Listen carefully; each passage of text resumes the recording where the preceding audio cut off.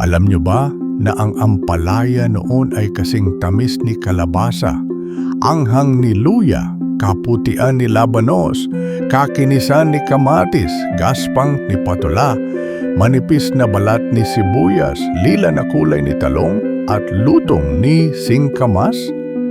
Dapat sana ay isang magandang gulay ito, hindi ba? Pero ito ang kinalabasan. Paanong nangyari ito? Tunghayan sa kwento ng alamat ng ampalaya.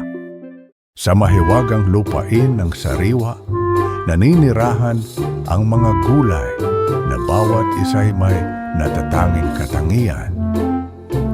Naroon ang matamis na kalabasa, ang makinis at mapulang kamatis, ang labis na maputing labanos, at ang luya na may tanging anghang.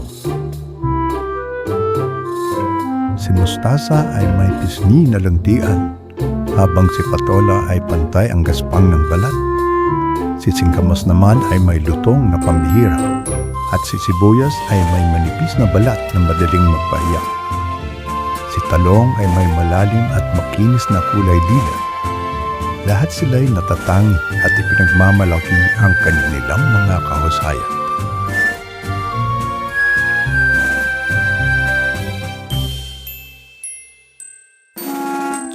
Ngunit isang araw, lumitaw ang kakaibang gulay na ang pangalan ay ampalaya.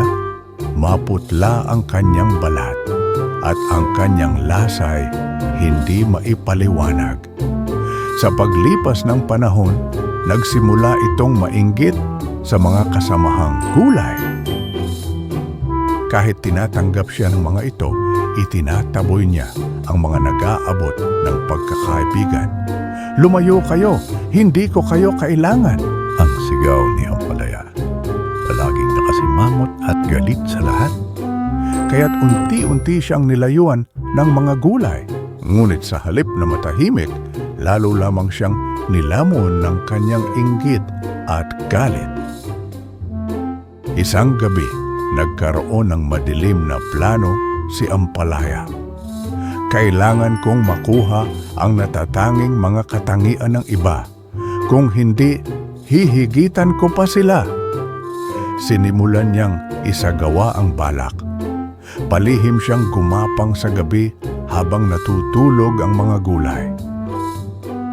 Kinuha niya ang tamis ni kalabasa, anghang ni luya, kaputian ni labanos, kakinisan ni kamatis, gaspang ni patola, manipis na balat ni sibuyas, lila ni talong, at lutong ni singkamas.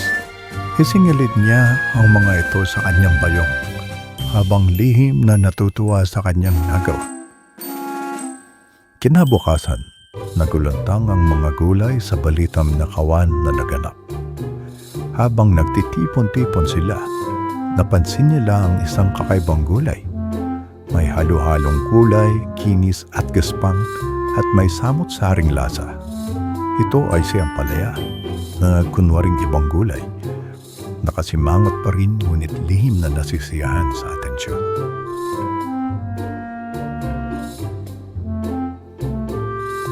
Ngunit ayon niya sa kasabihan, walang lihim na hindi nabubunyag. Napaginalaan ng ilang gulay ang biglang pagdating ng kakaibang gulay na ito. At sa pamumuno ng mapula at makinis na kamatis, sinundan nila si Ampalaya hanggang sa kanyang bahay. Doon nila nakita ang kanyang pagtatanggal ng mga ninakaw na katangian. Si Ampalaya ang salarin. Hinihibla si Ampalaya sa diwata ng lupain. Sa harap ng mga gulay, siya ay nilitis. Mananatili sa iyo ang lahat ng mga katangiang ninakaw mo, ngunit hindi na ito magiging maganda o kaaya-aya, ang hatol ng diwata. Akala ni Ampalaya ay nakatakas siya, ngunit biglang naganap ang kakaibang parusa. Nag-away sa loob ng kanyang katawan ang mga ninakaw na katangian, nangulubot ang kanyang balat, at naging hindi kaaya-aya ang itsura. Ang dating makulay na balat ay naging madilim at magkakahalong mantsa.